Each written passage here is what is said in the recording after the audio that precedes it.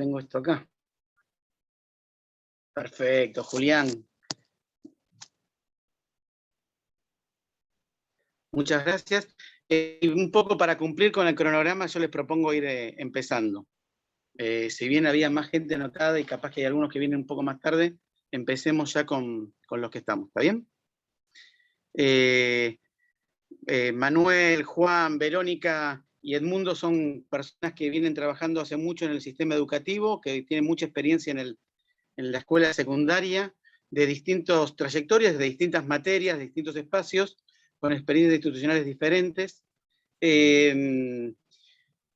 Y la idea es que estas experiencias de enseñanza de profesores de secundaria puedan estar un poco más sistematizadas y compartidas en esta mesa para poder, a partir de ahí, generar algún tipo de reflexiones, comentarios y observaciones. Les agradezco muchísimo a Manuel, a Juan, a Verónica y a Edmundo por haber aceptado esta propuesta de la Universidad Pedagógica y compartir este rato acá.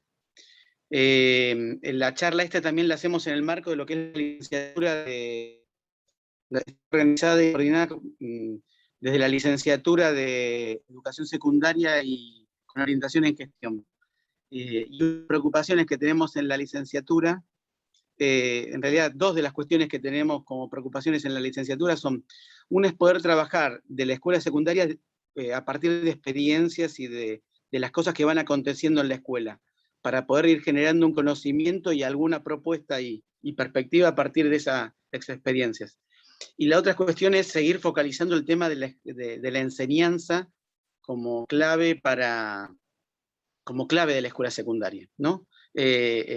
La prioridad de la enseñanza como algo fundamental, como herramienta que va a crecer, a desarrollarse y a desarrollar potencialidades de los adolescentes, de los y de las adolescentes, y por lo tanto clave para ser el centro de la escuela secundaria.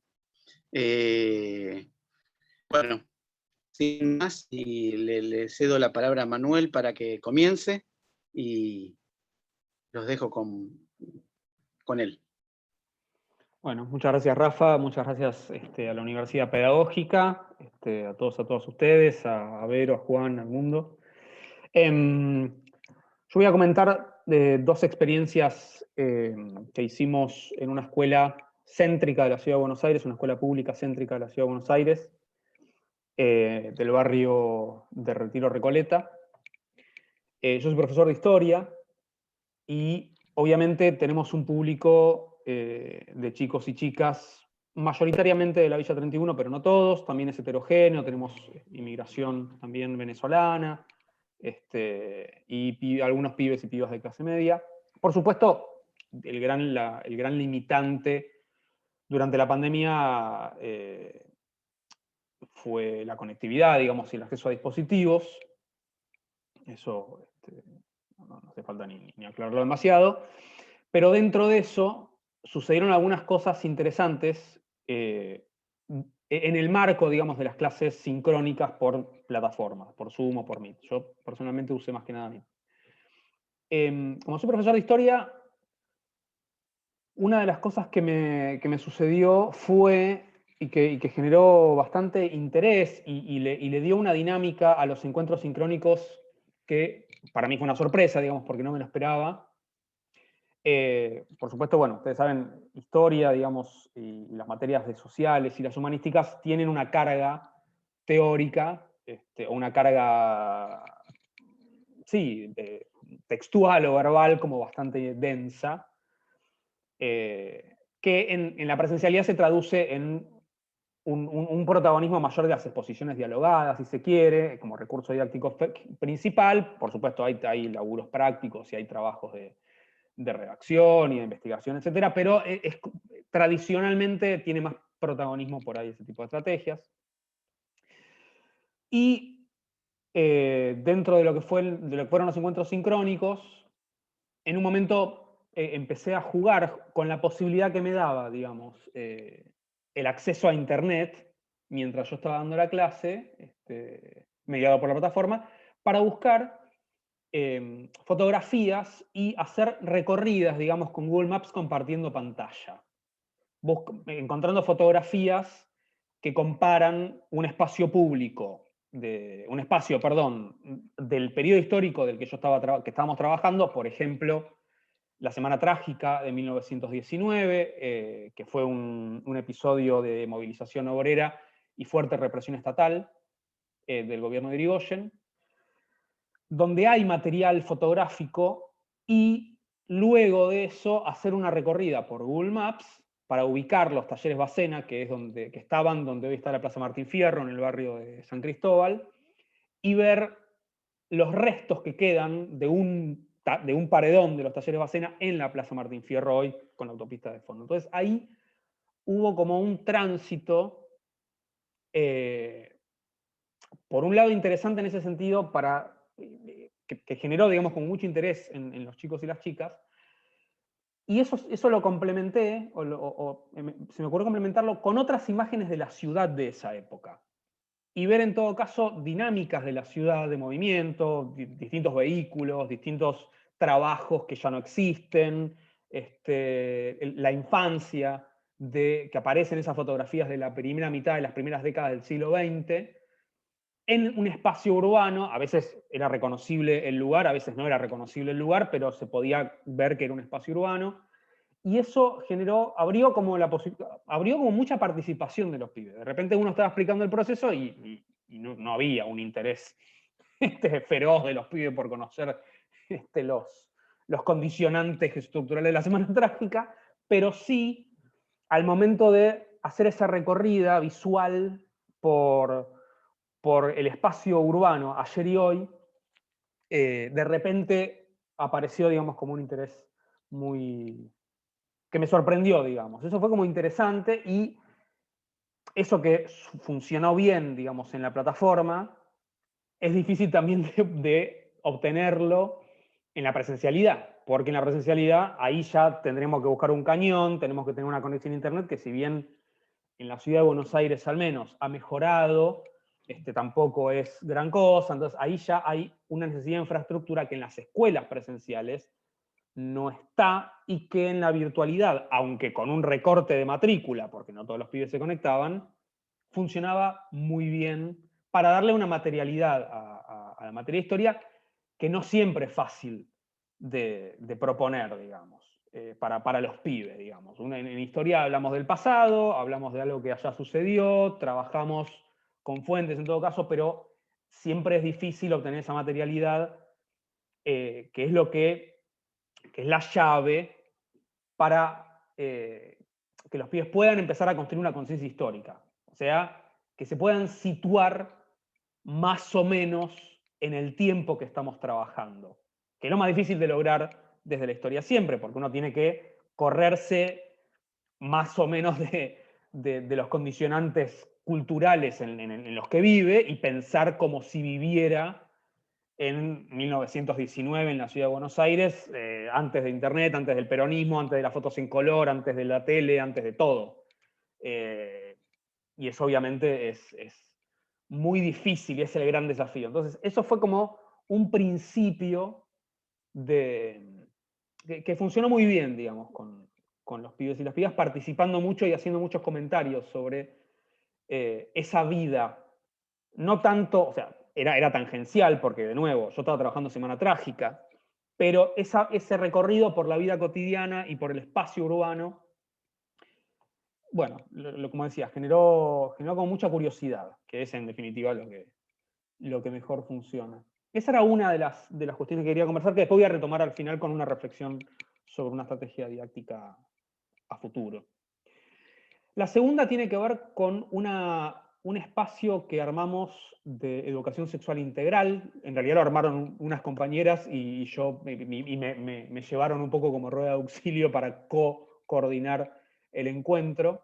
Ahí pasaron cosas muy interesantes. Fue virtual, también fue por una plataforma.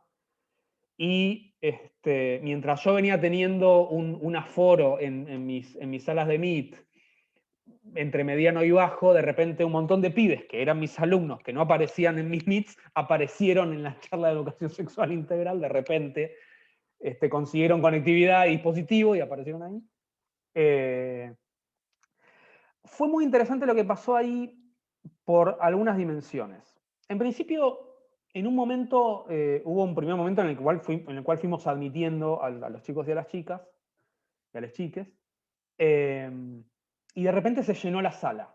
O sea, llegamos a 100, que es lo que admite Meet como tope, lo cual fue ya bastante interesante. Había docentes, había compañeros, pero en su mayoría obviamente eran alumnos. Y en un momento en el chat que nosotros teníamos ahí abierto, empiezan a hacer algunos comentarios sobre algo que se llama dembow. Entonces los adultos empiezan a comentar entre ellos, los pibes, y nosotros empezamos a decir, bueno, pero ¿qué es eso? ¿De qué están hablando? Y un pibe que tenía la cámara apagada se ve que abre un video de YouTube, no comparte pantalla, pero se escucha el audio. Y empieza a rapear. El dembow es una especie de hip hop, rap, ¿no? Yo no sabría definirlo muy bien porque no soy versado en esos formatos musicales, pero de repente eso generó como una especie de caos cuasi controlado de pibes y pibas que en el chat estallaban de risa y de comentarios y etcétera, que finalmente pudimos no reprimir, pero sí, bueno, volver sobre el tema de la charla, pero ese episodio, muy espontáneo, porque en realidad tuvo que ver con algo que un pibe tiró, ese episodio generó como mucha más predisposición de los pibes en esa charla.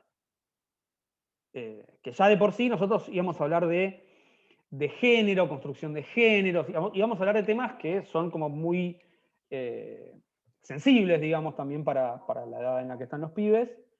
Y eso generó como mucha predisposición y otro clima, si cabe la palabra clima en, digamos, una charla de Meet, una reunión por Meet. Y a partir de ahí entonces empezamos a llevar adelante, digamos, la charla, y hubo mucha participación de los pibes y las pibas y los pibes,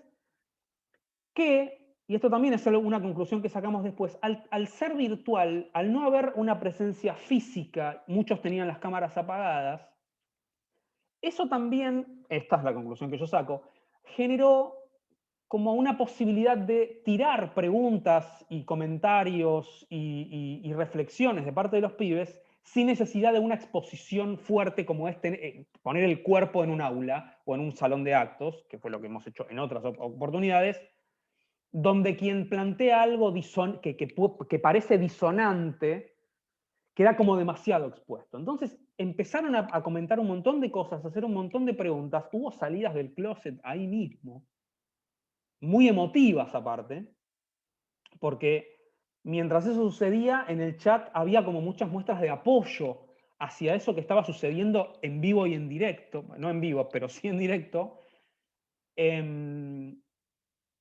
y fue como muy sorprendente y realmente muy, pero muy emotivo, y creo que también tuvo que ver con esto, no estaban poniendo el cuerpo ahí, no los estaban mirando a la cara, a quienes hicieron esto y a quienes dijeron, yo la pasé mal así o asá, también permitió que algunos docentes que no, digamos, que han tenido un recorrido, digamos, separado de la heteronorma, o sea, que han vivido infancias y adolescencias no necesariamente heterosexuales y no necesariamente cis, contaran, ¿sí? Sin que esto sea, los docentes no somos nunca los protagonistas de un episodio didáctico de una clase, pero en ese caso funcionaba porque estos 2 o 3 compañeros que contaron un poco cómo fue transitar esas infancias, esas adolescencias, habilitaron también el resto, como que esto nos ha pasado a los adultos y les ha pasado entonces ahí también se abrió la puerta.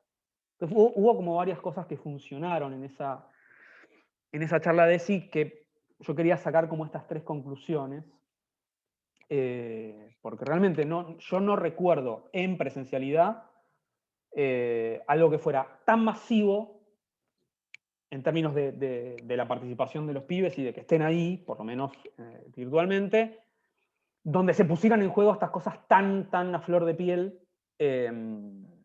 por lo menos en la escuela donde yo laburo, hubo un episodio, bueno, Juan participó de un evento, pero era más reducido. Juan, ¿te acordás de aquella charla que hicieron con Vero Fulco y con Sebastián? Pero eso está silenciado igual.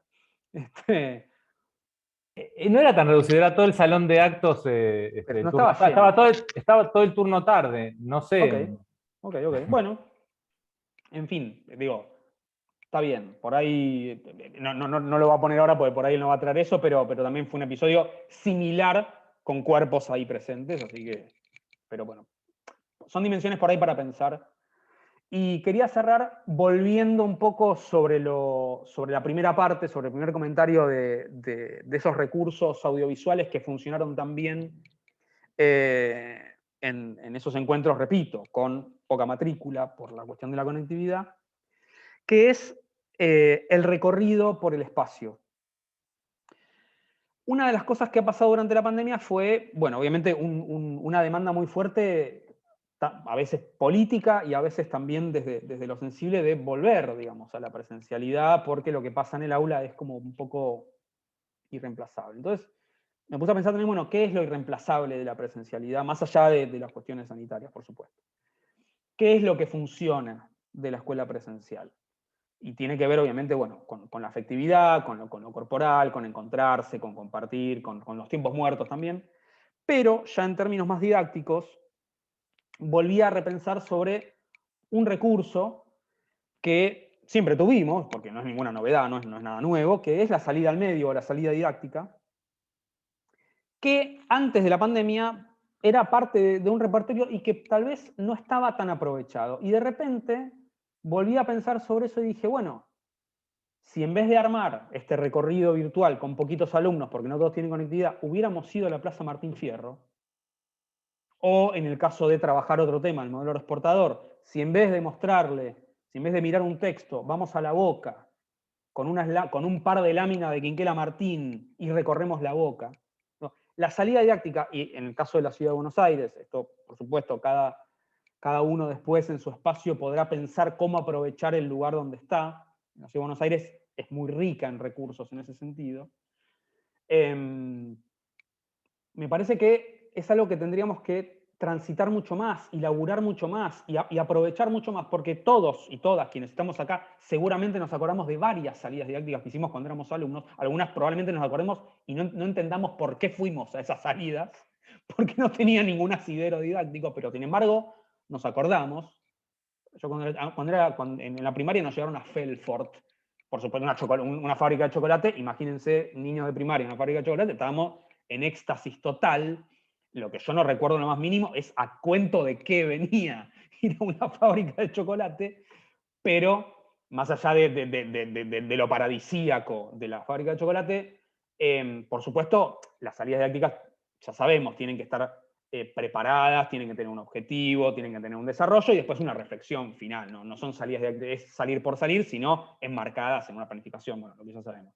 Pero me parece que vista y transitada la pandemia es un recurso que tiene mucha más potencia, tal vez, de la que pensamos antes de la pandemia. Y tal vez sería una buena manera de volver a salir al sol después de todo el tiempo. Así que bueno, era comentar estas dos experiencias y esta pequeña reflexión final. Bueno, muchísimas gracias, Manuel. Les propongo que terminemos con los expositores y después damos lugar a palabras, intercambios, consultas y demás cuestiones. Así que les cedo la palabra a Juan. Gracias, Rafael. Bueno, saludo a todos y a todas. Yo trabajé en la escuela donde trabajó Manuel, como contamos recién. Ahora no estoy trabajando ahí. Durante la pandemia, y todavía, trabajé y trabajo en dos escuelas ubicadas en la ciudad. Una dependiente del gobierno de la ciudad. Eso lo trabajé a partir de mitad de año. Tomé las horas a mitad de año, en el primer acto público virtual. En una escuela dependiente de la Universidad de Buenos Aires. Bueno, a ver. Yo estoy bastante enojado. Estoy muy enojado. como trabajador. Y me cuesta bastante hacer una reflexión medida, distanciada. Pero bueno, lo que pensé para hoy era contar cómo viví esta experiencia de ser docente, que tuvo muchas etapas, como tuvo muchas etapas, y como va teniendo muchas etapas la pandemia. Comienzo por el principio. A principio de año, marzo, abril, donde yo trabajo, en el colegio de la universidad, íbamos a empezar en abril y no llegamos a ir a la presencialidad.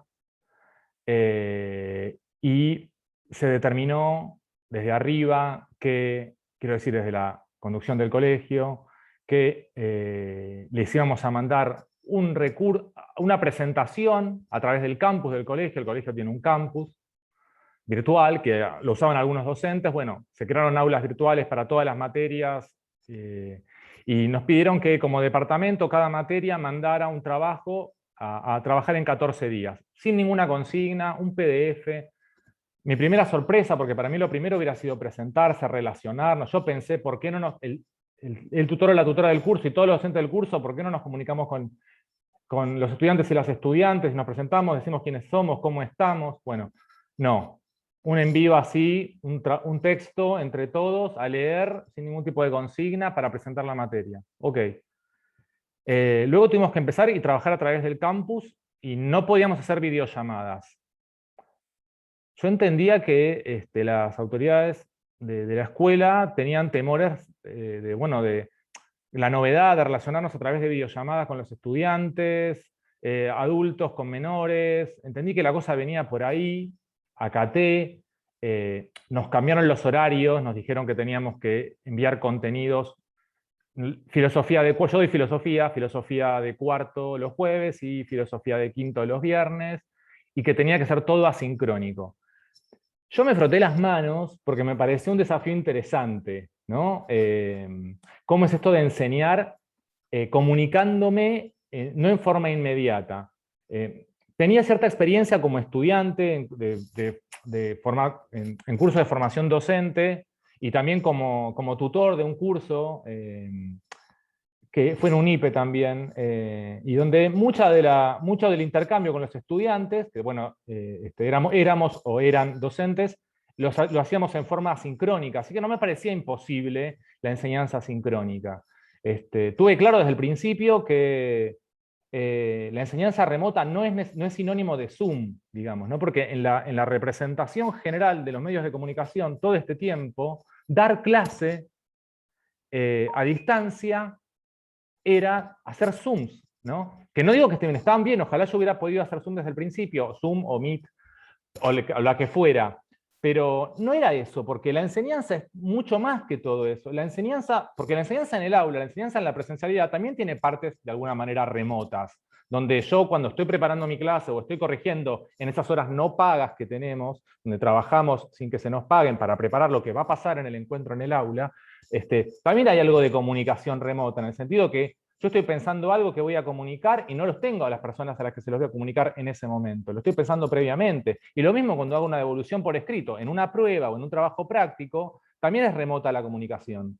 Porque yo estoy escribiendo ahí, después entrego la hoja y el estudiante o la estudiante la leen en otro momento. O sea que hay mucho de comunicación. O sea, el fenómeno, son perogrulladas para nosotros que somos docentes, pero parece que hay que decirlas porque no, lo único que puede existir es un profesor o profesora parada en un aula con una tiza en la mano hablándole a un colectivo de gente, ¿no? Eso por un lado.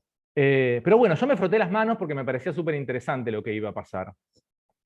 Por esto que decía Rafael al principio, de lo que busca la maestría, de producir conocimiento a partir de la experiencia y priorizar la enseñanza. En ese momento, de todas maneras, en ese primer momento había un montón de voces que no importan los contenidos, no importa la enseñanza, la pandemia, hagamos vínculo. Bueno, por un lado circulaban esas comunicaciones. Por el otro, yo estaba en un colegio que, no sé, se centraba mal en el contenido, digamos, ¿no? Porque no sabía qué hacer con todo lo demás.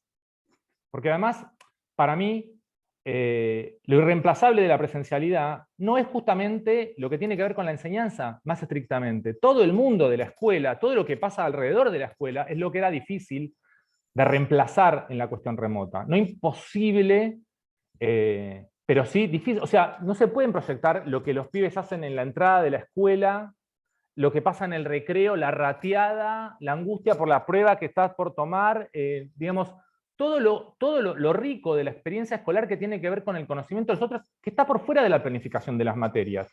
No estoy diciendo que sea lo más importante, pero eso era lo único, eso era lo más difícil de reemplazar. Acabamos de escuchar a Manuel, o sea, él cuenta una experiencia donde la vía remota posibilitó cosas que la presencialidad no permitía, y lo inverso también pasa, ¿no? O sea, es como si tuviéramos distintos lenguajes y es imposible la traducción perfecta. Y bueno, escribir a mano permite unas cuestiones que escribir con la computadora no permite, y viceversa. Y acá pasa lo mismo.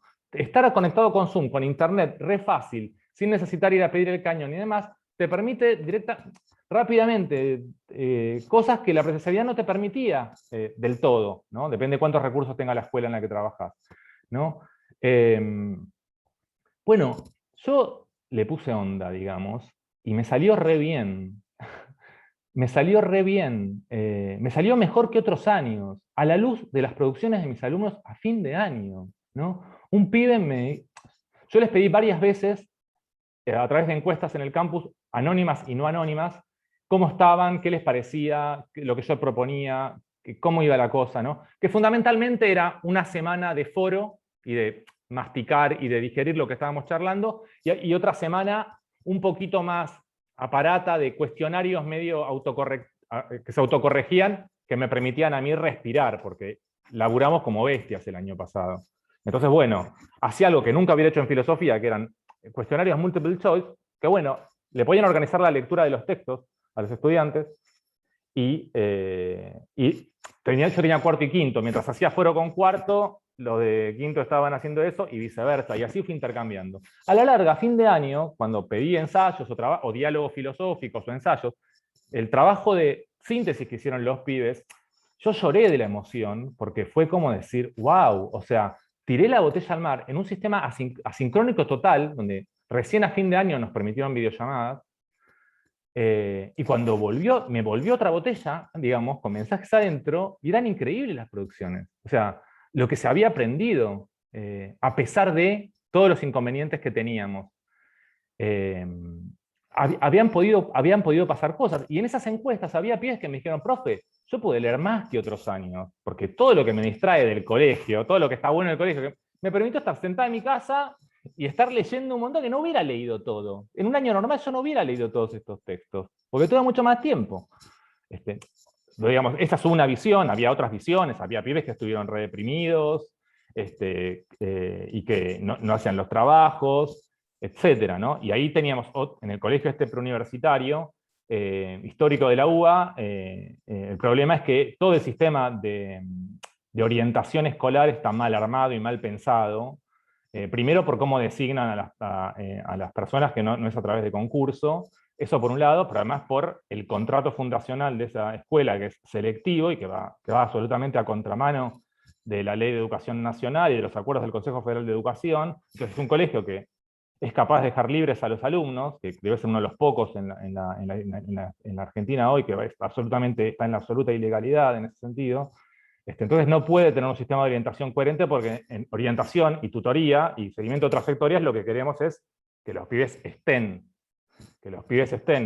en la escuela, y que estén en la escuela aprendiendo, ¿no? Hasta el final, digamos, y que terminen ahí en la medida de lo posible. Si no terminan ahí, garantizar de que vayan a otra escuela a seguir, ¿no? Bueno, en esta escuela es imposible esto, porque es una escuela que se da el lujo de sacarse de encima alumnos, porque no cumplen con algún contenido. Entonces, ya en pandemia el desafío era imposible de hacerse, porque porque, bueno, no entienden los que se ocupan de orientación y la docencia en general, mayoritaria, que es nuestra tarea hacer que los pibes terminen la escuela y que aprendan, ¿no? Y Entonces, con los problemas que se dieron de seguimiento durante la pandemia, falló mucho más todavía, porque ahí había que garantizar dispositivos a los que no los tenían, conectarse con las familias para ver qué pasaba, charlar con los pibes. Imagínense en un sistema que nos prohibían hacer videollamadas, ¿no? A los tutores en esta escuela, al principio les prohibieron llamar a la casa de los pibes y las pibas. O sea, ¿cómo podés hacer un seguimiento? Creo que hasta mitad de año no podían llamar a la casa. Entonces, esta es la segunda parte y es lo que me tiene enojado, ¿no? Por eso no estoy hablando tanto de la experiencia didáctica en sí, que es de lo que quisiera hablar y de lo que quisiera que haberme ocupado antes, ahora, y de lo que quisiera poder hablar. Tuvimos una gestión de la política, de la pandemia, bastante lamentable, porque el limitante no fue la falta de conectividad. El limitante fue que no se paliaron las desigualdades. El limitante es el mismo limitante de antes de la pandemia, que es la desigualdad, y que el Estado es ineficaz en paliar la desigualdad, que no la va a paliar nada más en el sistema educativo, la tiene que paliar en todos los frentes, pero ese es el problema. Entonces, en la escuela esta donde yo trabajo, tardaron un montón en darle dispositivos a los pibes que no los tenían. Que no son muchos por las características de esta escuela, que selecciona su población, digamos, pero hay unos héroes y heroínas que llegan a entrar y de repente no tienen los recursos materiales que tienen muchos de sus compañeros. La escuela tardó un montón y lo hizo a través de un sistema de beneficencia que atrasa muchos años, que atrasa 80 años, te tenés que remontar a los años 30, digamos, para ese nivel de salvajada, de basar las políticas de igualdad en la beneficencia, digamos, y no en la convicción de que las agencias estatales son las que tienen que ocuparse de eso, ¿no? Entonces, bueno, tremendo el enojo, digamos. Eso, el año pasado, soledad total, soledad, trabajando solo, tirando la botella al mar y recibiendo, contento a fin de año, como me dijo un pibe en una de las encuestas, añazo de filo, digamos, feliz, contento, yo quedé contento con lo que había pasado. Ahora, enero, mitad de las vacaciones merecidísimas que tuvimos los docentes. A mitad de enero, Soledad Cunha, ministra de Educación de la ciudad, a denostar el trabajo que habíamos hecho y a negar que lo que habíamos hecho había sido hecho. Una jurisdicción para la cual también trabajé, y también quiero hablar un poco de esa, en la otra escuela, nada que ver. A pesar de Soledad Cunha y Horacio Rodríguez Larreta, la directora de la escuela de la ciudad donde trabajé, en una escuela de Palermo, de María Claudia Falcone, la directora, mucha admiración de mi parte, mucha admiración por la presencia que tuve y por lo conectado que estuve con la escuela sin haberla pisado en todo el tiempo, digamos, ¿no? Otra, ¿no? ¿La escuela qué es? Vieja pregunta, ¿la escuela es el edificio? Yo no pisé la Falcone en todo el 2020 y sin embargo tuve reuniones con padres de la división, reuniones con padres y estudiantes de la escuela, reuniones docentes, asambleas, y una gestión del colegio que a pesar de las limitaciones que le ponía el gobierno de la ciudad, escuchaba a todo el mundo y trataba y sigue tratando de hacer lo mejor posible escuchando. Y es difícil gobernar una escuela y satisfacer a todo el mundo, es imposible. Pero a mí fue muy grato formar parte de una escuela donde, por el contrario de la otra de la que yo venía, era escuchado, éramos todos escuchados, y podíamos poner nuestro granito de arena para participar de algo colectivo, ¿no?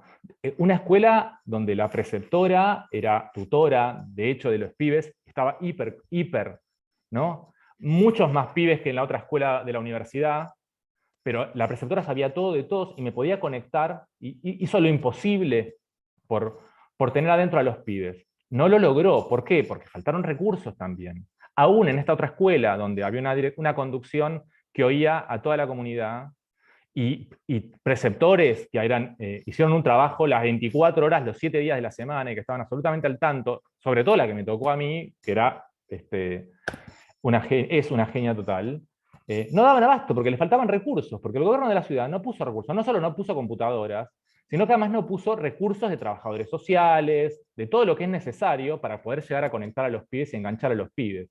Entonces, una escuela universitaria con un contrato fundacional del siglo XIX, y otra escuela de su tiempo, pero de un tiempo además donde las políticas educativas de la ciudad son pura cháchara, y donde por más que tengas toda la militancia y toda la convicción, no alcanza.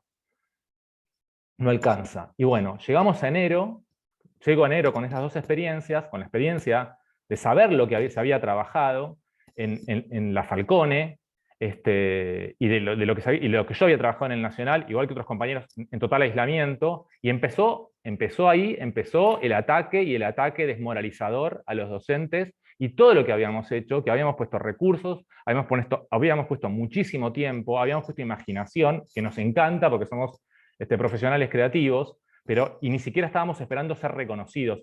Lo que no nos esperábamos, por lo menos yo no me esperaba, es que iba a ser descalificado de la manera que fui descalificado y maltratado todo este año.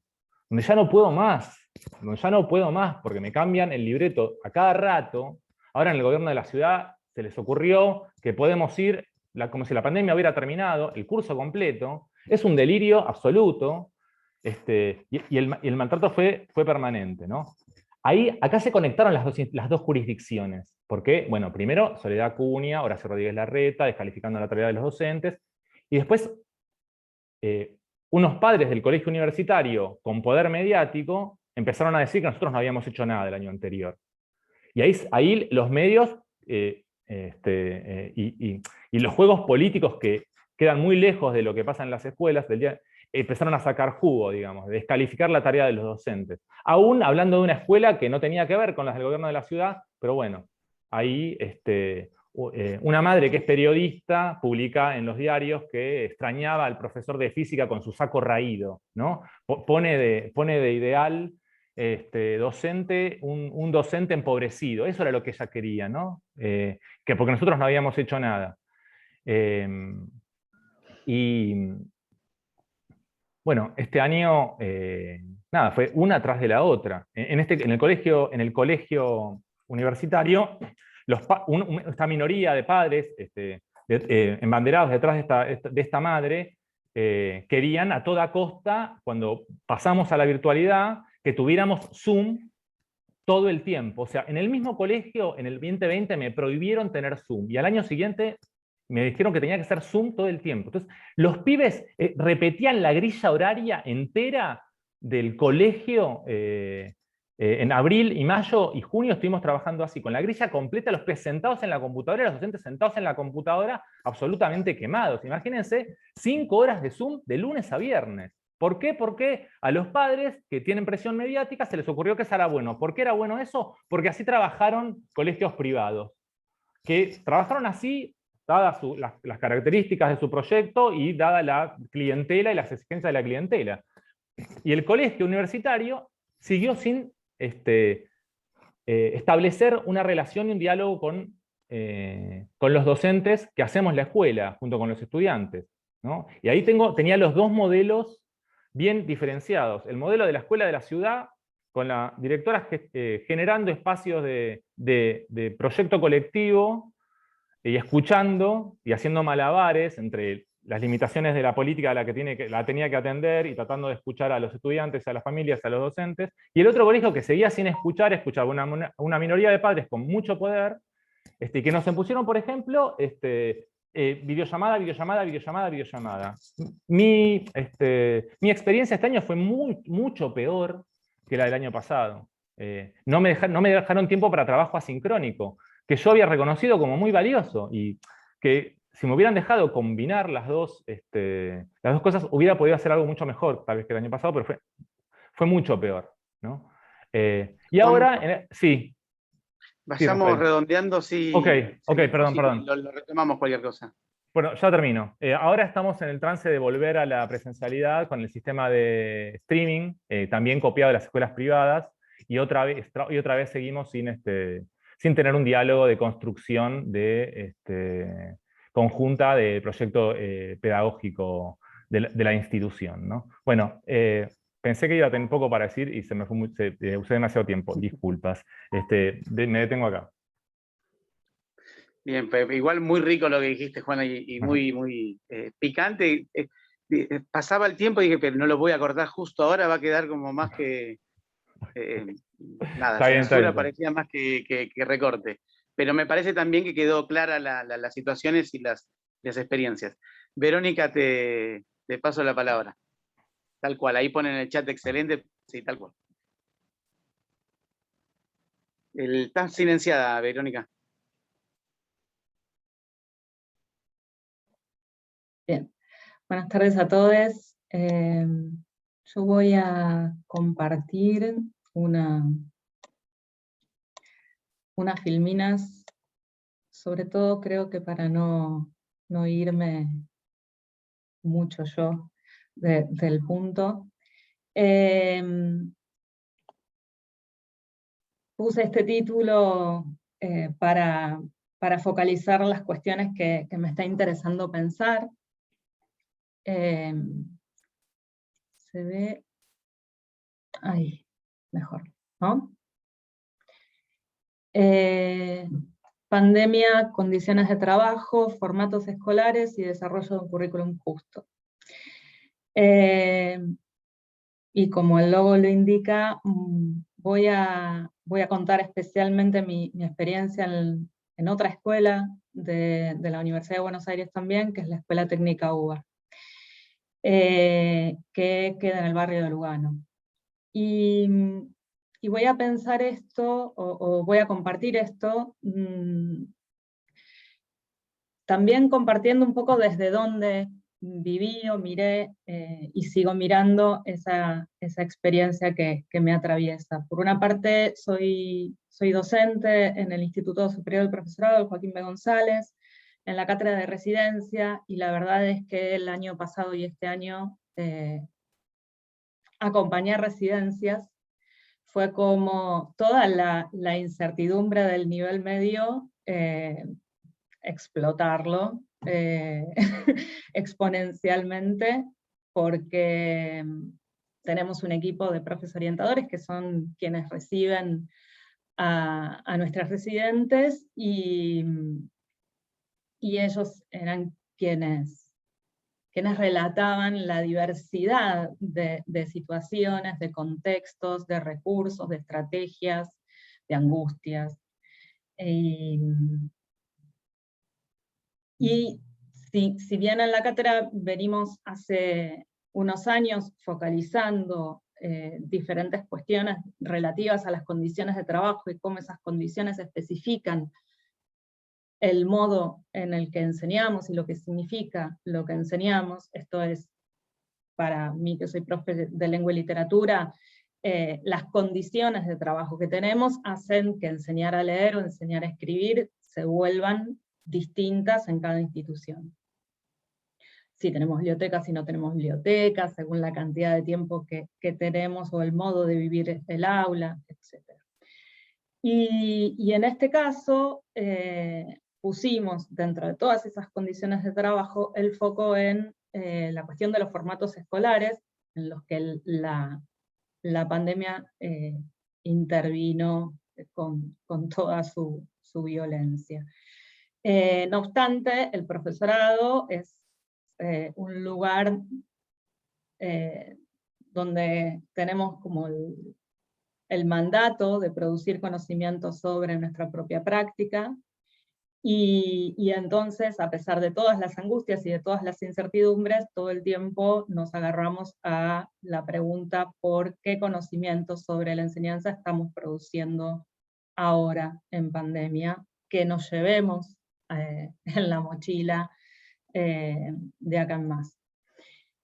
Y el otro lugar desde el cual voy a mirar la ETEC es el secundario a distancia de la UBA, que es un secundario para adultos, y lo que me interesa de eso es que teníamos, si se quiere, todo previsto para poder trabajar a distancia, un campus, un sistema de matriculación, unas aulas con un diseño ya de clases predeterminado, un sistema de tutorías, de acompañamiento, y sin embargo, justamente estar perfectamente preparados para trabajar a distancia, puso en evidencia que la enseñanza en contexto de desastre, en contexto de emergencia, no es lo mismo que la educación a distancia, digamos, que el debate tenía que pasar por otro lado, cosa que le agradezco a mi coordinadora Valeria Kelly, que nos acercó algunos documentos sobre enseñanza en emergencias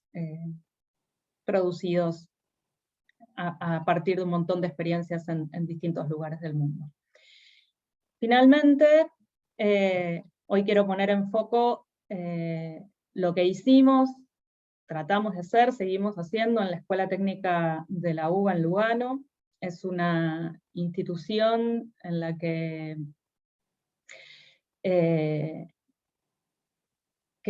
proviene de lo que se llaman las escuelas del convenio. Es un convenio que a partir de 2012 el Ministerio de Educación de entonces arma con diversas universidades del conurbano y del país entero, para crear escuelas que estén fundadas en los principios de la Ley Nacional de Educación y de la nueva escuela secundaria.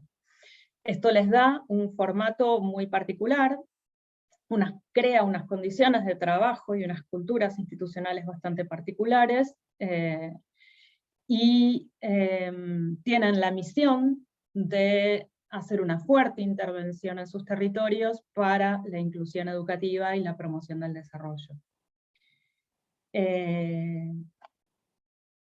La nuestra está en Lugano, que es uno de los distritos que forman parte de la franja de mayor vulnerabilidad social y educativa de la ciudad de Buenos Aires.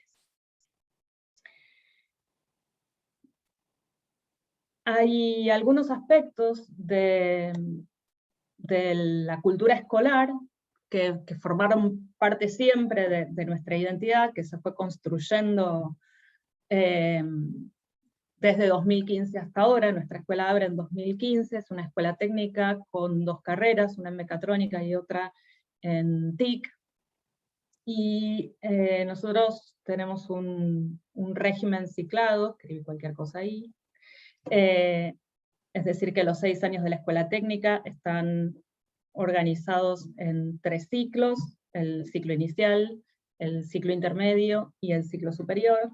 El primero está fuertemente orientado a la construcción de la posición de estudiantes y de estudiantes autónomos. El intermedio tiene más orientación a la especificidad disciplinar, y en el sentido de presentar las carreras que eligen los estudiantes, y el ciclo superior fuertemente orientado a la construcción del egresado y a la enseñanza por proyectos y las prácticas profesionalizantes. Esto quiere decir que al ser un régimen ciclado, nosotros tenemos en general planificaciones espiraladas, organizadas alrededor de problemas o proyectos. Y cuando hablo de problemas en términos más teóricos, ¿sí? Es decir, la producción de la propia voz es un problema, por ejemplo, para mi materia, lengua, como el desarrollo de la propia voz es un problema, en el sentido de que es un objeto de reflexión con los estudiantes. Esta cuestión de estar ciclados tiene que ver con que tenemos ya desde siempre unas estrategias de lo que hoy se llama promoción acompañada, que es para el acompañamiento de trayectorias personalizadas. Una es la multiclase, el tradicional formato del ámbito rural, es decir, que los estudiantes de todo el ciclo básico avanzan en esos 2 años con su propio grupo, más allá del punto en el que estén de desarrollo de sus competencias, y en el ciclo intermedio y en el superior, trayectorias personalizadas, es decir, se cursa por materia, y eso se va resolviendo no de manera individual, no por una cantidad de materias que un estudiante apruebe o desapruebe, sino que lo va resolviendo el colegio de profesores de manera colegiada, y asesoradas profundamente por el equipo del área socioeducativa, que es una de las 3 vicerrectorías de áreas estratégicas de nuestra escuela, acerca de qué es lo más conveniente para cada uno de estos estudiantes, si seguir, si cómo, si intensificar algunas materias y cursar más horas, o si tener espacio fuera de aula, quién puede ser su tutor o tutora más confidente, etcétera. Son todas cuestiones que resolvemos en equipo entre colegas. Y esto tiene que ver con una cultura, otro aspecto de nuestra cultura institucional, que es la autonomía del trabajo en equipo, tanto entre estudiantes como entre docentes. Y estos aspectos hoy fueron centrales para poder capear, para poder sentirnos aproximadamente enteros a pesar de la pandemia. La gestión de la pandemia tuvo para nosotros hasta ahora cuatro etapas. La primera, que como ven, lo que quería mostrarles acá, es que están documentadas, es decir que la rueda de reuniones entre equipos, coordinaciones de área, consejo académico, equipo de conducción, van llevando a la elaboración de unos documentos que resuelven una manera de llevar adelante una etapa, la comunican, y si bien se nutrió, digamos, desde la base, siempre cuando llegan igual es pertinente leerlos, es pertinente revisarlos, y siempre son fuente para volver a ellos a releer y a fundamentar y a discutir ciertas cosas y las que hay que cambiar para adelante, etc. La primera etapa la llevamos adelante durante abril, del 19 de marzo a fines de marzo, esos pocos días hábiles nos dedicamos a construir aulas, a aprender a usar la plataforma educativa que elegimos, que la elegimos por una cantidad de razones que ahora no voy a decir, pero básicamente todos ya teníamos usuarios para poder entrar a esa plataforma, pero no la teníamos armada, así que tuvimos que armar un campus de cero, y armar el campus, ubicar a los estudiantes. En nuestra escuela hay un rol que es el de coordinador de grupo, que son los que tienen la mediación directa con la familia junto con el equipo socioeducativo, y ellos básicamente se encargaron de ponerse en contacto con todos los estudiantes y asegurar que todos tuvieran su usuario y su clave, armar las aulas, debatir cuál iba a ser el abordaje. En principio decidimos que lo primero que teníamos que hacer era pensar la situación en la que nos encontrábamos, hablar de ella, descomponerla, y construimos unas planillas de seguimiento, información que pusimos accesible a todas las personas que hacían seguimiento de los estudiantes, porque eso era fundamental para poder hacer una evaluación de lo que iba llevando adelante la institución. La metáfora generativa del momento, que agradezco a nuestro regente, Mariano, fue jugar la escuela, en el sentido de no ponernos una presión en términos programáticos, pero sí poner el escenario de la escuela, de la reflexión del conocimiento en acto. Y con la evaluación de esta primera etapa, que duró un mes, que fue durante abril, en la que también, como decía Juan, entregamos un trabajo práctico cada 15 días, revisamos los estilos comunicativos de esos trabajos prácticos, que tratamos que tuvieran un elemento divulgativo muy fuerte, que tuvieran unas marcas de oralidad, de comunicación oral muy fuerte, y que convivieron con el uso de la plataforma para chats en sincronía, para videollamadas progresivamente, íbamos probando cómo funcionaban las videollamadas, para qué nos servían, y la única condición de todos los recursos multimodales era que quedaran registrados, es decir, la videollamada grupal se grababa, con permiso de los estudiantes, para que estuviera disponible dentro de la plataforma, es decir, de manera segura, o enviada de manera particular a cada estudiante que lo requiriera. Como en tantas escuelas, descargar videos, reducirlos al tamaño que se pudieran mandar por mensajería instantánea, todo lo que permitiera facilitar el acceso a los materiales educativos y a la comunicación, porque nosotros tenemos un grupo de estudiantes, no un grupo, tenemos una población estudiantil en situación de alta vulnerabilidad social, ellos y sus familias también. La segunda etapa avanzamos de manera mejorada, sacamos recursos, complementamos, simplificamos, etcétera, acortamos la extensión de los trabajos prácticos, mejoramos su comunicación, pero seguimos en esa segunda etapa con esto que habíamos aprendido a hacer en la primera, entre todos, porque fue un trabajo de enseñarnos unos a otros tremendamente, también los estudiantes que nos ayudaban a probar si el aula funcionaba, a recuperar compañeros. Seguimos con esta modalidad de presentar trabajos aproximadamente cada 15 días, hasta que las coordinaciones de áreas empezamos a debatir cuál era la cantidad de entrega que justificaba seguir mandando TPs. Es decir, bueno, principio teníamos una hipótesis de cada 15 días, pero ¿cuál es el nivel de devolución que amerita seguir enviando tarea?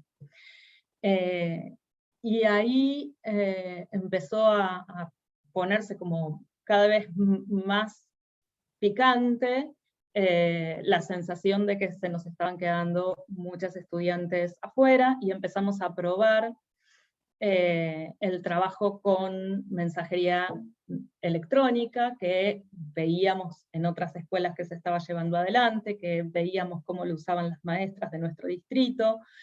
Nosotros tenemos una relación muy, muy intensa con las escuelas de nuestra comunidad, y resolvimos empezar a probar en algunos grupos, algunos docentes que estábamos dispuestos, usar la mensajería instantánea para armar grupos y comunicarnos con los estudiantes. Al cabo de esta segunda etapa, teníamos un 60% de estudiantes en conexión media a alta, lo que equivale a decir que teníamos un 40% de nuestros estudiantes afuera. Por eso, en agosto, que todavía estábamos completando el primer cuatrimestre, a la vuelta del receso, empezamos a preparar lo que sería el plan de contingencia de la tercera etapa, que definió 2 días de trabajo, una de manera que iba a ser la continuidad de la que veníamos llevando a cabo, y que se iba a flexibilizar, en el sentido de que ya no íbamos a estar obligados a que todos los recursos que pusiéramos en la plataforma pudieran ser necesariamente mediados en papel también, porque a todo esto los PDFs de los trabajos prácticos se enviaban los coordinadores de grupo por PDF o impresos con la entrega de alimentos, pero por lo tanto los estudiantes, si bien los PDF llegaban por mensajería, los estudiantes y los docentes no compartíamos entre nosotros por mensajería. Y esto tenía que ver con algunos pruritos de cuidado de la privacidad de estudiantes y docentes. En la tercera etapa diseñamos una forma de llevar adelante esos cuidados, y se armó todo un diseño de un sistema con soporte a papel, grupos reducidos, que ya iban a ser las hipótesis de los grupos reducidos si pudiéramos entrar a la presencialidad. Con un tutor o una tutora a cargo de ese grupo, que fueron los docentes que voluntariamente se ofrecieron a poder asistir a esos grupos si se volvía a la presencialidad. Y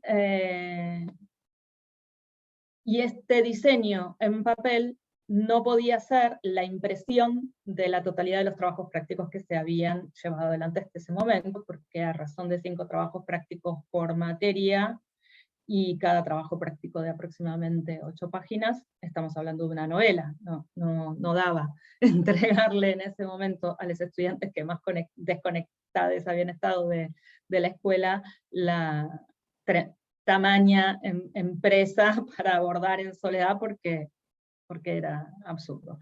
Así que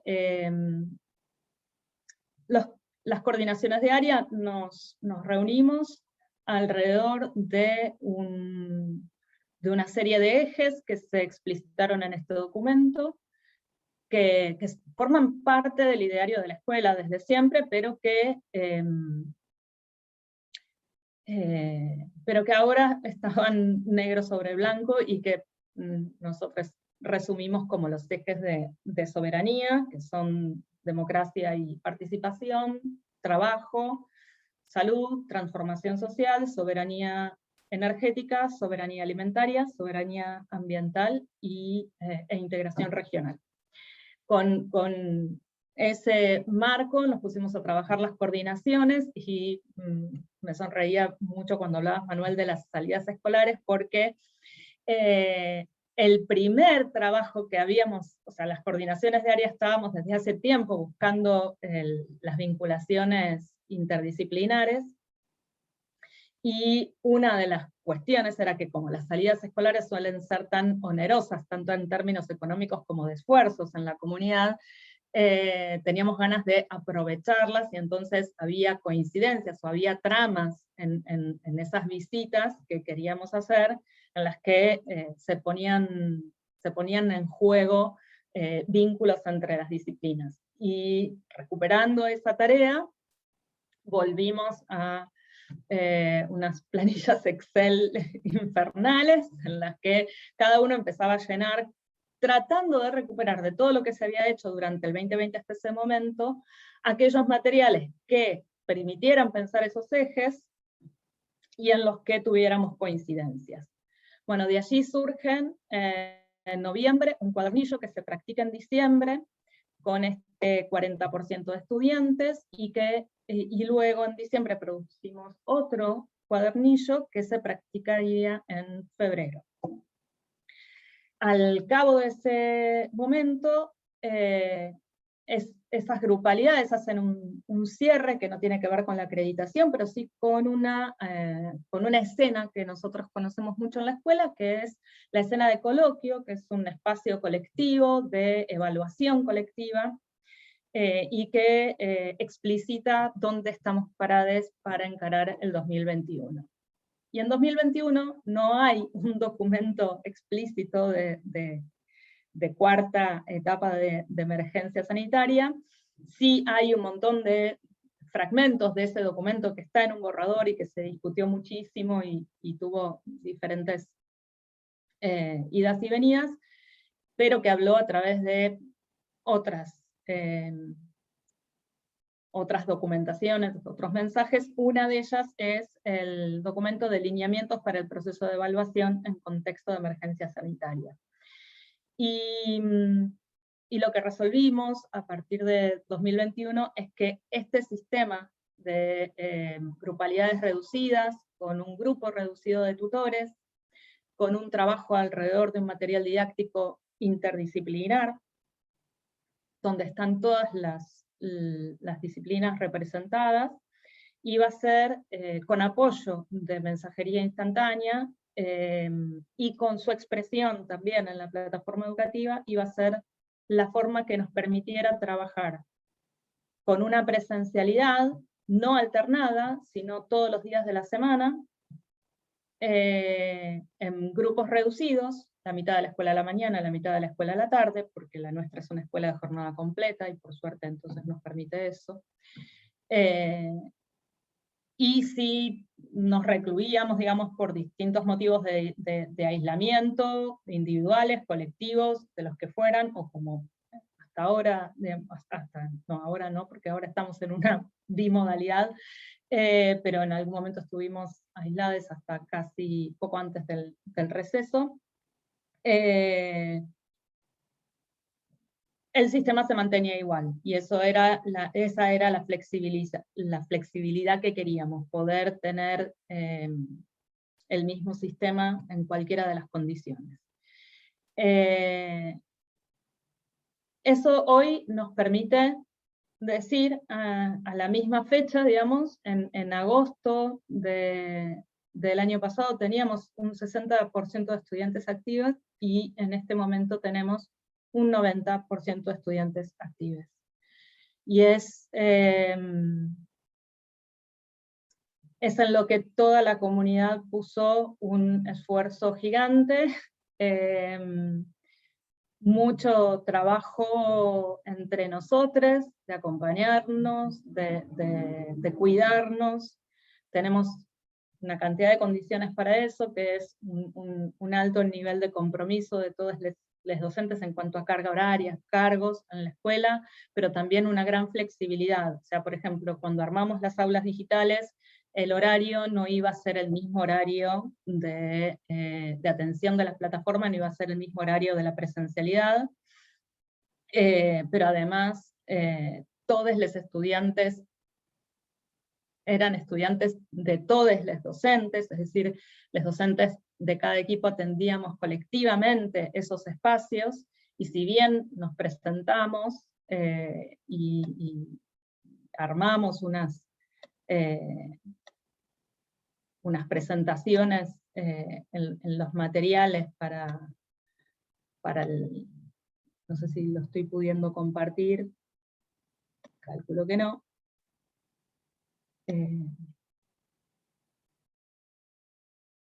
Por ejemplo, esta era una de los materiales del primer documento. Más allá de que nos presentábamos, no es que había unos alumnos de Diego que sí, cuando entraban al aula preguntaban, yo esperaba necesariamente que contestara Diego. En el momento que pudiéramos, todos los docentes atendíamos a todos los estudiantes, por ciclos, por área, por materia, etcétera, digamos, por una organización, pero con mucha flexibilidad en ese sentido. Y eso es, hasta ahora no los voy a entretener más, después, cualquier cosa, si hacen más preguntas, sigo.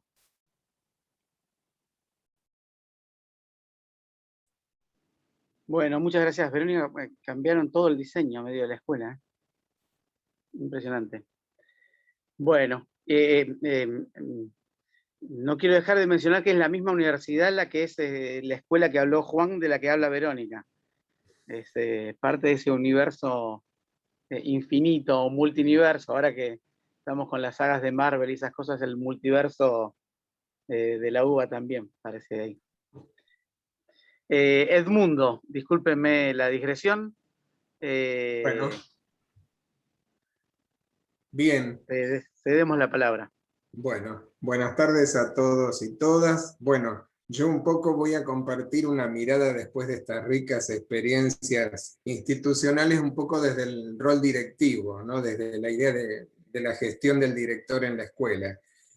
Y un poco hablo desde la provincia de Santa Fe, y desde estar trabajando, bueno, hace muchos años en la gestión de las escuelas, en la supervisión de las escuelas, y en la Universidad Nacional de Rosario, con seminarios de actualización desde el 2018, y también en esta transición, continuando con ellos, pero ahora también en este contexto de pandemia. Bueno, voy a compartir también para organizar un poco las ideas. A ver, compartir acá. Bueno, un poco escuchando las experiencias que compartieron Juan, Manuel y Verónica. ¿Está pasando? No. A ver. Ahí. Sí, se Bueno, ve. Ahí no. un poco de la mano de los autores para organizar un poco todas. Por eso voy a compartir más bien preguntas que tantas respuestas, ¿no? Hay muchas preguntas sobre el cómo, ¿no? Cómo comunicarnos, cómo sostener el vínculo, pero yo pensé un poco en entramar todas estas cuestiones que se van planteando desde la gestión directiva. Me parece que y fundamentalmente vinculado con las trayectorias escolares, ¿no? Como una preocupación central cuando la gestión directiva tiene foco en el currículum y en la enseñanza, ¿no? Y en esta idea que se explicitó vinculado a que estamos comprometidos desde una perspectiva, desde un paradigma de derechos, de que puedan ingresar los estudiantes, permanecer, aprender y además egresar en las condiciones, a pesar de las discontinuidades que ofrece el sistema educativo en general, ¿no? por diversas circunstancias. Me parece que pensaba mientras escuchaba las exposiciones de Manuel, de Juan y de Verónica, ¿qué tienen en común esas exposiciones? Y yo creo que lo que tienen entre varias cosas en común es la gestión del equipo directivo en las distintas instituciones. Entonces, pensaba, para rescatar del aporte de Manuel la idea del entorno sociotécnico del que habla Inés Dussel, ¿no? Como de alguna manera de una propuesta que estaba vinculada con la tiza, el pizarrón y el aula, pudimos pensar en un entorno sociotécnico que ahora está fuertemente atravesado por lo digital. Y cómo podemos resignificar una experiencia de aprendizaje y de enseñanza desde este lugar, desde esta categoría que nos ofrece Dussel, ¿no?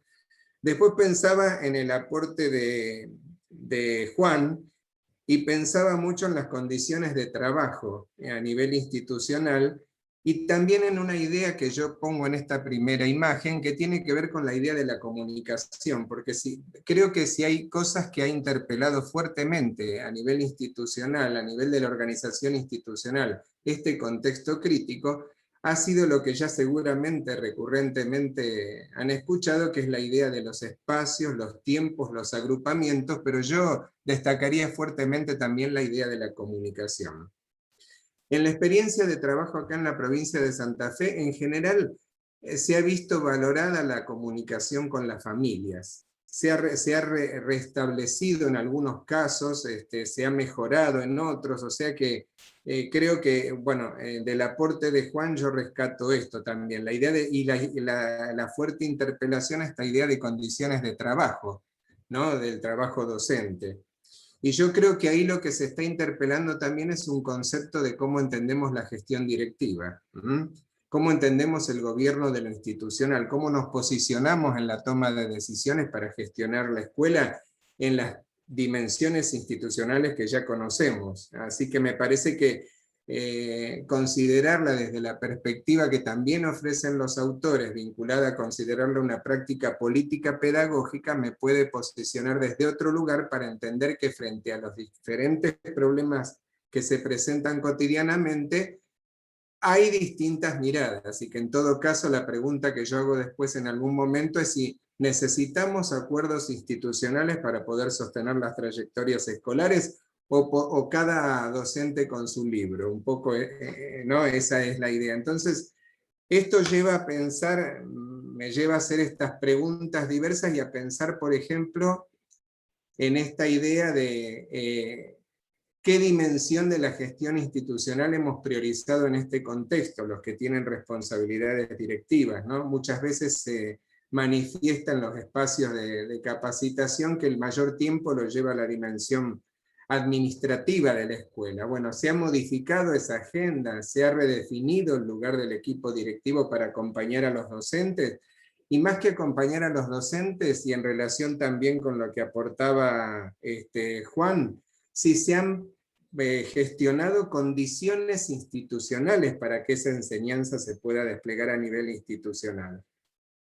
También pensaba justamente en relación con las condiciones institucionales el aporte de Verónica, ¿no? Y la idea de las culturas institucionales.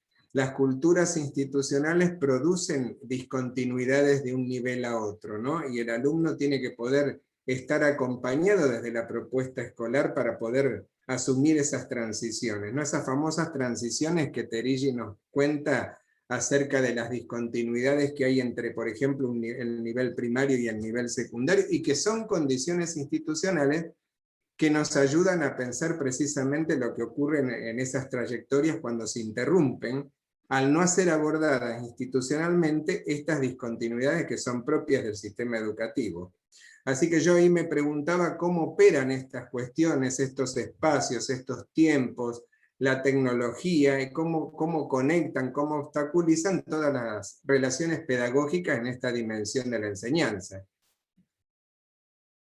Entonces me parece potente este aporte de Dussel vinculado con esta idea del entorno sociotécnico, ¿no? De un entorno de libros, bancos, sillas, pizarrones a un entorno digital, que era lo que estábamos planteando en algunas de las experiencias. Entonces, algunas preguntas para pensar, la respuesta no está para todas, quizás de estas preguntas uno pueda después plantearse esto a nivel institucional, porque no hay una respuesta.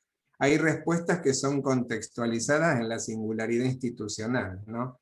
Entonces, ¿cómo se reconfigura la organización social? Porque la escuela es eso, es una organización social.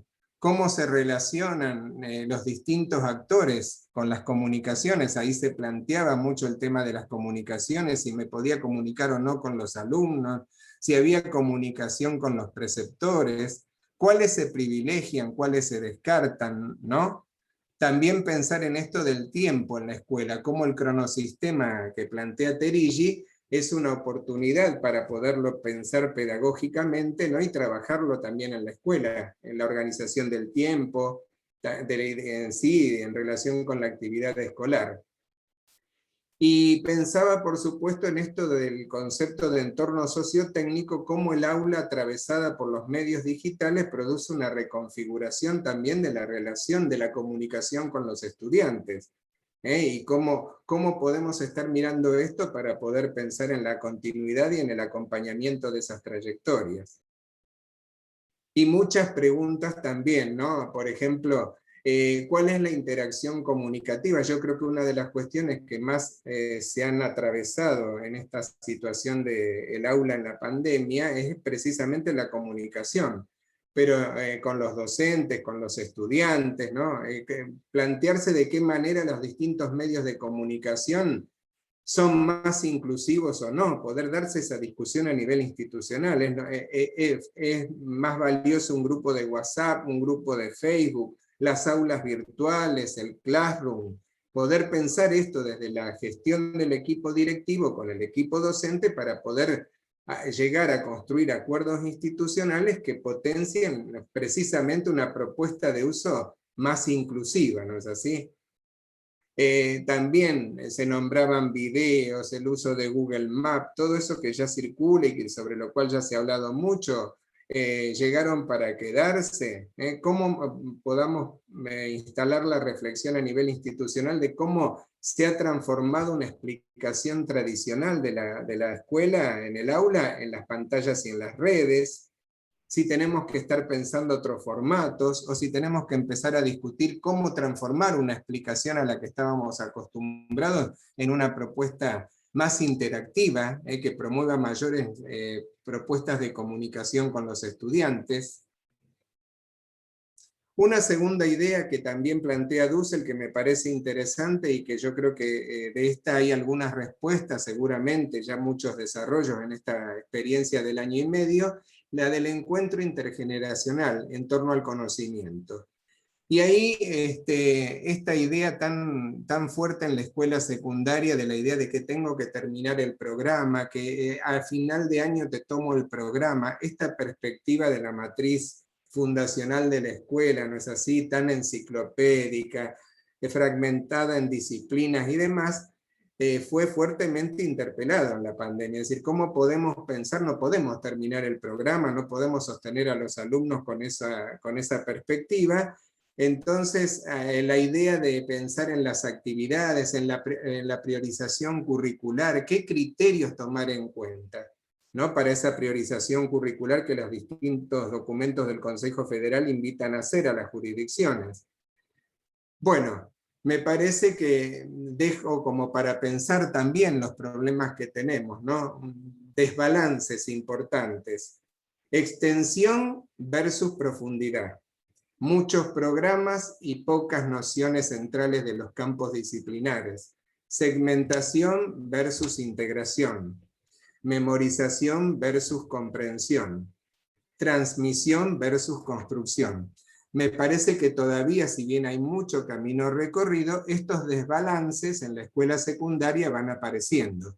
Y me parece que son parte de una discusión institucional que hay que poderse dar, promovida, por supuesto, por el equipo directivo. Hay que pensar en un primer cambio, me parece a mí, de lo cual seguramente hay experiencias valiosas. De un currículum que está en una estructura de tipo escalera. Yo acá presento algunas ideas sobre ciencias naturales, de que es mi campo de formación, en este caso biología, química y física. Hay que pasar a pensar en una red de un diálogo interdisciplinar.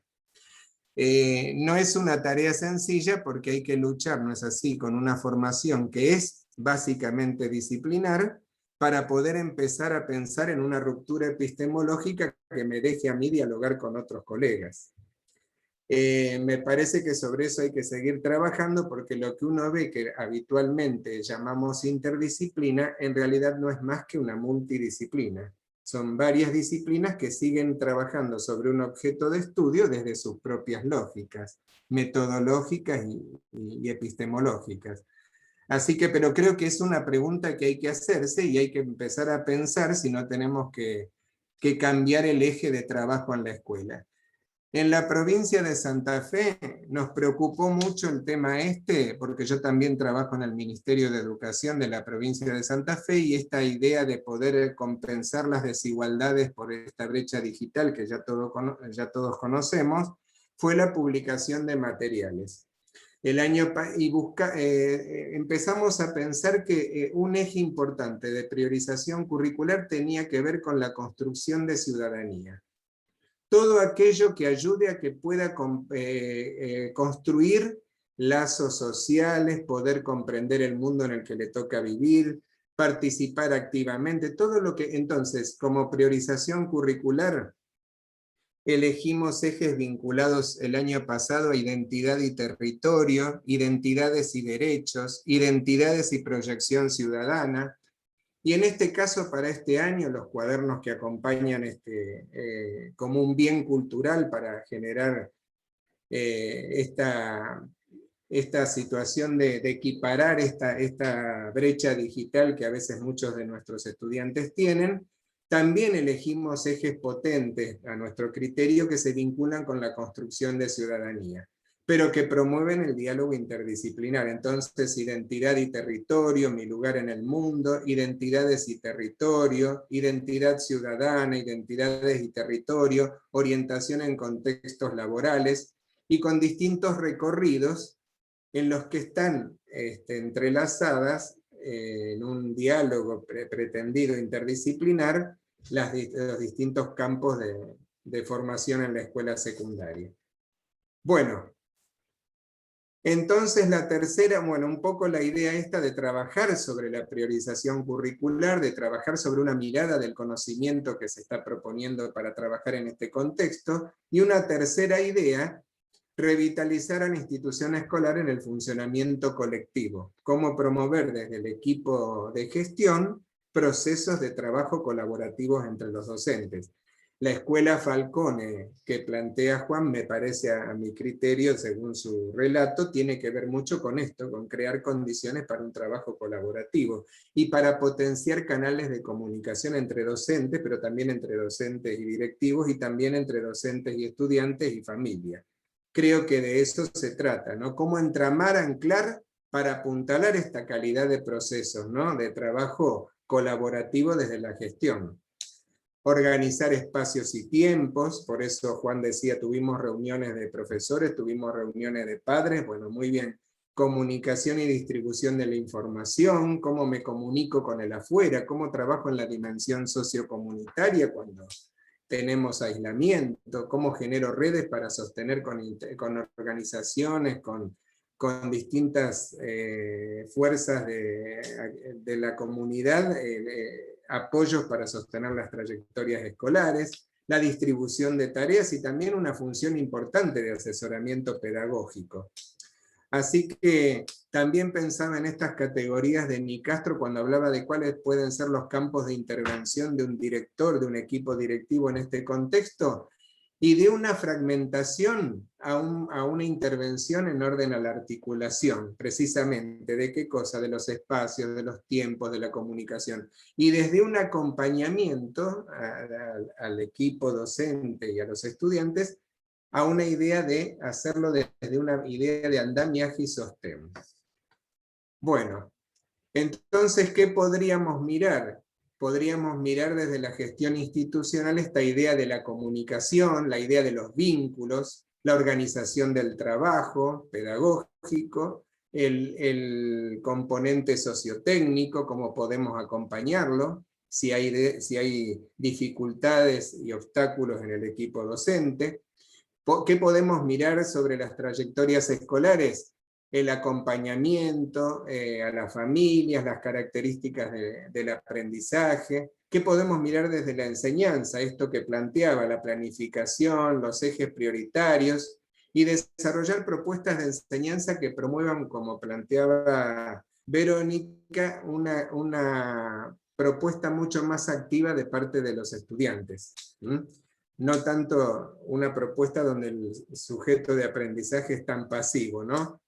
¿Y qué podríamos seguir haciendo o empezar a hacer? Motivar un poco más el trabajo de los estudiantes, que de hecho ya las experiencias acá lo demuestran, profundizar un trabajo más colaborativo con otros, autónomo, mirar más atentamente el proceso de aprendizaje, intensificar la comunicación con los que tuvieron baja o nula intensidad en el vínculo, ¿no? Y por supuesto trabajar sobre esta idea de revisar la priorización curricular, la articulación entre áreas, que no es una tarea sencilla, pero que es un compromiso de gestión, diría yo en estos momentos, y de lo que se trata es de acompañar las trayectorias escolares.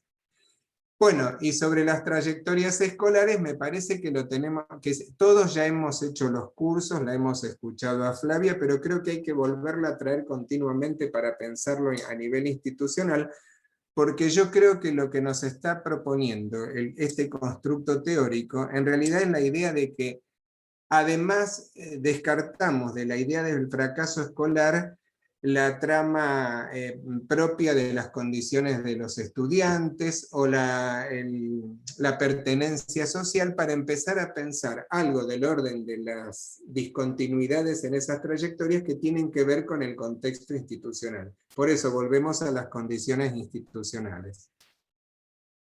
Entonces, me parece que estas cuestiones hay que volverlas a traer para poderlas pensar como organizadores de la propuesta pedagógico-didáctica y empezar a pensar, como plantea Terigi, cuál de esos supuestos pedagógicos están alterados en estas condiciones de pandemia de bimodalidad, ¿no? Entonces, presencialidad, simultaneidad del cronosistema y la gradualidad. Entonces, buscando un poco leer la documental del Consejo Federal de Educación, la resolución 366, por ejemplo, ahí cuando estamos planteando alternativas para el trabajo pedagógico, estamos trabajando sobre uno de los supuestos pedagógicos que es la presencialidad. Cuando estamos trabajando en el periodo establecido como una continuidad pedagógica 2020 y 2021, estamos trabajando en el cronosistema. Y cuando estamos trabajando en la conformación de distintos agrupamientos, lo estamos haciendo en la gradualidad. Yo creo que estas categorías conceptuales que ofrece Terigi, si bien ya son conocidas, hay que volverlas a poder pensar para poder hacer efectiva condiciones institucionales que acompañen las trayectorias de los estudiantes. Y un poco como alguna posibilidad de respuesta, en la resolución 367, como me referí un poco a esto de la priorización curricular, ya está explícito, pero yo traté de arrimar alguna idea para que podamos pensar, recuperar aquello que resulte altamente formativo, que genere interés. Por eso nosotros nos pusimos a pensar en el concepto de construcción de ciudadanía. Todo aquello que los campos disciplinares pueden acompañar en esos recorridos a construir ciudadanía, para poder ser un ciudadano participativo, activo el día de mañana cuando ya está inserto en la sociedad, por supuesto. No es enumerar temas, contenidos o recortes, es cuidar que la priorización curricular no dé saltos que comprometan la continuidad en las trayectorias escolares. Por lo tanto, no puede ser nunca una decisión individual. Tiene que ser una decisión y acuerdo institucional, y por supuesto con un equipo directivo que lo motorice, ¿no? Y sí, ¿ya está? Vamos cerrando, Edmundo. Bueno, no, cierro la idea de que es importante reconsiderar los agrupamientos ahora en la presencialidad, y entonces ¿cómo podríamos organizarlos cuando vuelvan? Podríamos considerar un criterio vinculado con que si tuvo baja intensidad en el vínculo con la escuela, pueda formar un grupo con esos compañeros, o con otros que fueron compañeros o que son hijos de trabajadores esenciales, y bueno, cómo poder pensar distintas formas de agrupamiento que puedan dar cuenta de las distintas realidades que hoy están digamos, interpeladas. Bueno, y algunas ideas de gestión curricular: tomar conocimiento de la situación de los estudiantes, distinguir lo esencial del currículum, un poco como una síntesis, acompañar a las familias, seleccionar experiencias de aprendizaje que sean potentes, acompañar en un monitoreo a los estudiantes, y por supuesto recomendar generar experiencias de aprendizaje que sean potentes, ¿no es así? Que promuevan esta construcción de ciudadanía de la que yo estoy planteando. Bueno, y algunas preguntas más para esta vuelta a la presencialidad. ¿A qué dedicarle tiempo? Pensar otro tipo de agrupamientos. Si la presencialidad y la virtualidad pueden implicar una manera similar de hacer escuela, cómo trabajar con estudiantes que tuvieron discontinuidad, cómo podríamos definir estrategias para trabajar con estudiantes más vulnerables, para poder acompañarlos, o que no tuvieron una buena disposición tecnológica o conectividad, cómo potenciar el diálogo con otros actores de la comunidad educativa, fundamentalmente con el vínculo con la familia, y cómo recuperar el vínculo de la escuela con estudiantes precisamente que tuvieron esta dificultad. Bueno, y cómo hacer las clases con pocos estudiantes en las clases actuales, y cómo poder hacer clases en otros espacios que permitan mantener esta distancia física, pero aprovechando espacios institucionales en la vuelta a la presencialidad que quizás no eran frecuentemente usados. Bueno, y estas otras que comparto para que puedan ser por ahí un objeto de reflexión en una reunión plenaria. Bueno, un poco ahí está la idea de compartir estas reflexiones, y más que nada estas preguntas que nos pueden servir para pensar a nivel institucional.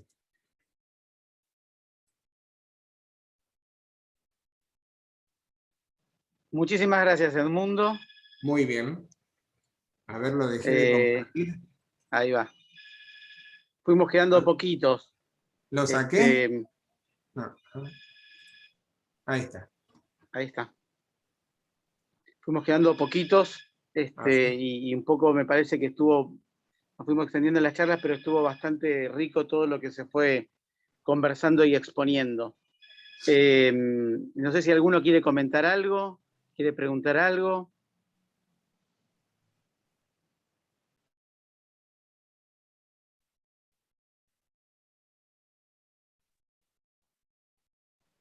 El Zoom tiene cierta vida útil, ¿no? Diferente a la interacción en otro contexto. Y bueno, me quedan a mí varias cuestiones. Me quedé con la charla de Manuel, me queda ¿qué pasó ahí? Esa pregunta, igual, esa cosa que a veces los educadores nos sorprenden, cosas que no suponíamos que iban a pasar y pasan, y nos empezamos a preguntar, bueno, y había dado varias respuestas a eso. Del planteo de Juan me quedó cómo se enseña cuando uno está enojado, no puede enseñar, es impresionante cómo se bloquea y le cuesta, empieza a ser como remar en dulce de leche, no sé cómo decirlo. Pero bueno, me pareció muy, muy interesante el planteo de las dos, de las instituciones que fue presentando. Jugar a la escuela y jugar la escuela y cómo romper. Es cierto que dependés de recursos, es cierto que dependés de muchos recursos, pero el primer recurso es animarte a pensar otra forma, y me parece que la exposición de Edmundo también fue en ese sentido. Animarse a pensar otras modalidades y otras cosas. Y a partir de ahí, bueno, ver qué recursos tenés disponibles para inventar eso o no.